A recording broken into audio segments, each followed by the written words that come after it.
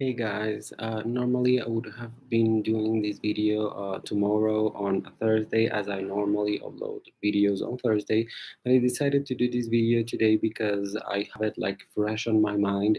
So let's get to it. I saw the Stranger Things season 4 from last Friday when it went live on Netflix up to last Monday. So not yesterday, but before yesterday. So I watched episode 1 on Friday, then on Saturday 2 and 3, on Sunday 4 and 5, and then on Monday I saw 6 and 7. So that was a perfect mix of episodes, to be honest, and not too much. I mean, I have no idea how someone could binge like so many hours of content, because it's 7 episodes, and some episodes, and I mean the last episode is actually 1 hour like and a half, almost. So it's like 9 hours of content, and that's a lot. I mean, and we didn't even get the whole season, which is kind of weird because I don't really understand why coming back on July 1st for only 2 episodes, even if they are long as hell. It doesn't really make much sense, to be honest, but yeah, whatever. I think they need a better editing team on Stranger Things, because it didn't really made a lot of sense. But whatever. This story, I mean, continues, and we get more revelations on the past of Eleven and her dad. I mean, her fake dad, of course, the crazy scientist, and all of that. So that's very interesting. Although, let's talk about bloodlines and storylines. I mean, of course, the most interesting. So I'm going to go back to 11 in a bit, but I think analyzing Stranger Things and criticizing it from the plot lines and storylines perspective is better. Of course, Hawkins, the town, is the main set, I would say, and most of our, most beloved characters are there, and that's where the most interesting part of the story by far happens. I mean, every single character there, not everyone, but most of them are very, very, very interesting and very charismatic, and where all the things actually happen in the show. I mean, here is where the monster is revealed. The monster kills their prey, its prey, there in Hawkins, and all the investigation done mainly by Nancy, to be honest, although but also by the Losers Club is not every member actually, but most of them is done. And of course, we have everything that happens with Max, and the revelation that some things have been happening since the last time we saw these kids, mainly because they have grown up like so much. So I think they kind of tried to adapt that into the show a little bit, but the show was filmed during the pandemic, which was very traumatic for them because they had to stop like twice for filming. So that's why it took them like a while to come back. I think the last season was released in 2019, maybe 18 even. So I mean, that was a long time ago. That was a while ago. So it's kind of funny to look at it that way.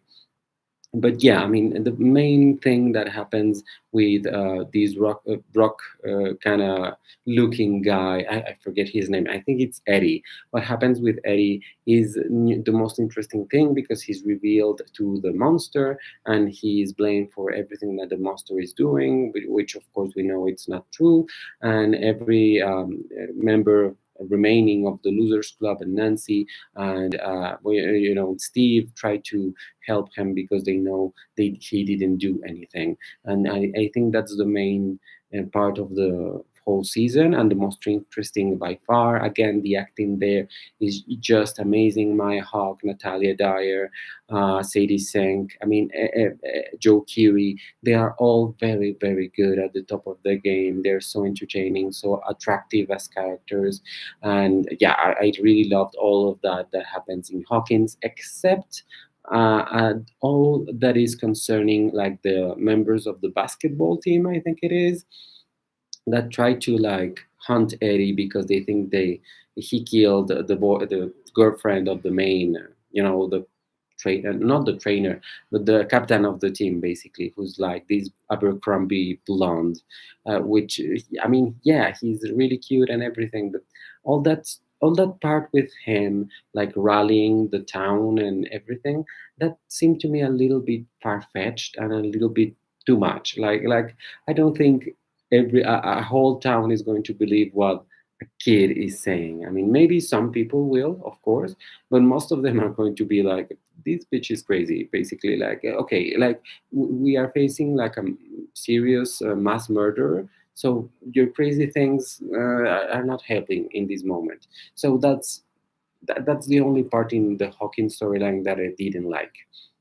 Then we have like a California storyline, basically, which is where Eleven and Winona Ryder's character and Will and all of them went living because they had to move out of Hawkins, and of course that is supposedly going to be very interesting. But then you get Eleven's boyfriend, whose name I forget at this moment. Uh, Finn Wolfhard is the actor. I forget the name of the character, but he goes to California to visit Eleven for spring break, I think it is, and it's boring. I mean, it's boring because it's basically the same old story of someone being bullied because they're different, and she's suffering because she doesn't have her dad, and then they're left alone by Winona Ryder, and that's a whole different thing. But they're left alone, and then she's basically recaptured by her old father and the crazy scientist in order to experiment on her once again to bring her powers back to fight Vecna because they both know they did something wrong. I mean, not Eleven, but the guy created and enabled this horrible monster to exist. So he needs her again to destroy him. So, of course.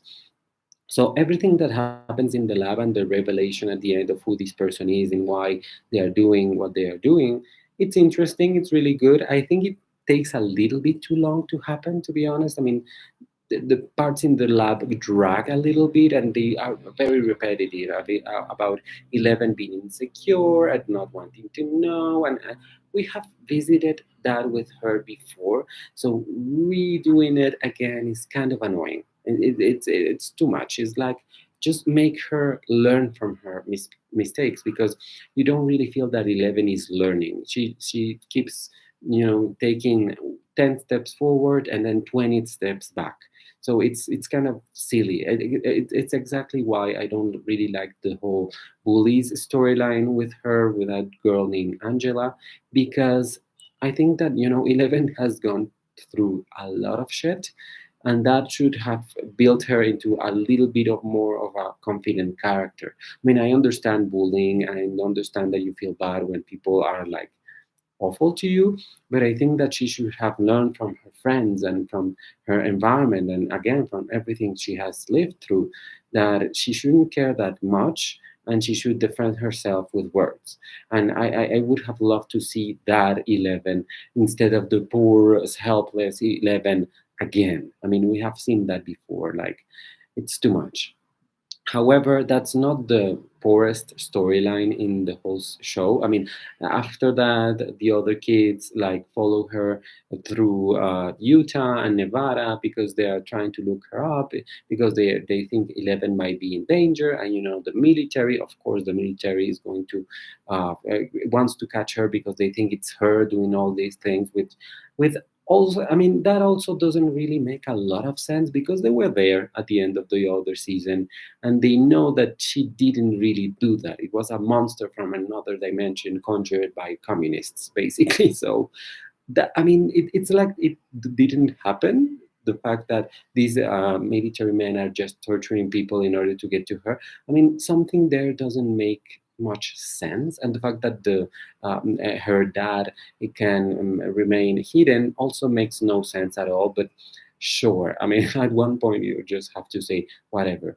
The only plot line again that you cannot really say whatever because it just doesn't make any fucking sense is everything that has to do with Russia and with the policeman.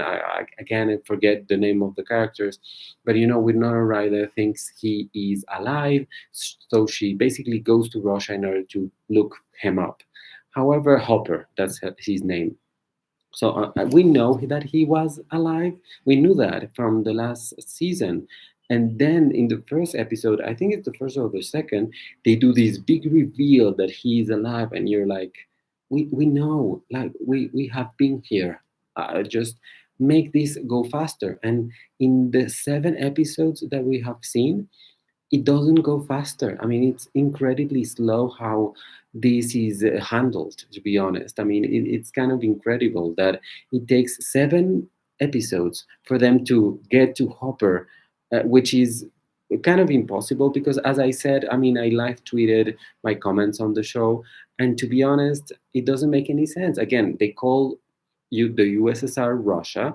It's the say it's everything. I mean, at each time it's the communists, the commies, the not, and it's like a stereotype. I mean, I don't know if you know this, but every speaking Russian in the show is not Russian, and there's Serbian characters, German. I mean, actors, German actors, French. I mean, they're from everywhere except Russia. I mean, was it? Is it really that hard to get people that are at least in the back of their future from Russia? I mean, I don't think it's that difficult, to be honest. I mean, it's kind of weird that they didn't get actual Russian actors. I mean, to make it a little bit more real, because those accents suck shit. And actually, the whole writing and the whole acting in those parts in Russia with Joyce and with Hopper and with the other crazy guy, conspiracy guy, doesn't make any sense. I mean, anything, nothing makes any sense. And to be honest,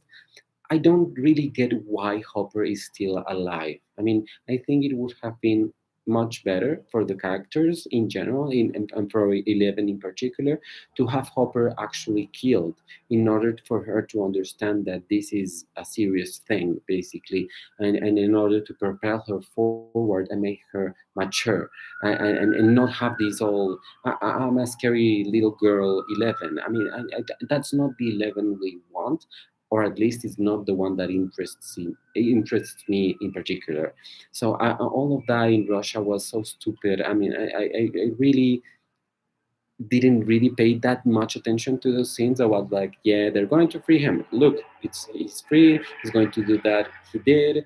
I mean, those that part was incredibly boring, but it was compensated by everything that happens in Hawkins, Vegna's story, how they murdered, I mean, he or whatever it is murders the kids. I mean, it's really horrible, and it's very reminiscent of other horror films. That part is really interesting, and I do think there's a great amount of actors here, and some of the writing is really top notch, but I think it dipped a little bit from the other seasons, to be honest. And yes, we have to watch episodes 8 and 9, but these were all done at the same time, and it's not like this is another season. So I don't think it's going to change my perspective of that Russia storyline, of the overall deeping quality of the show. I mean, yes, the VFX are better, there are more people in the cast, but that doesn't mean it's better overall. So yeah, I mean that's my opinion on Stranger Things season 4. But I would like to know what you think of it. So please comment down below, share this on your social media, of course, like this video, and yeah, let's watch episodes 8 and 9 in a few weeks, I think in a month, basically. So yeah, thank you so much. Goodbye.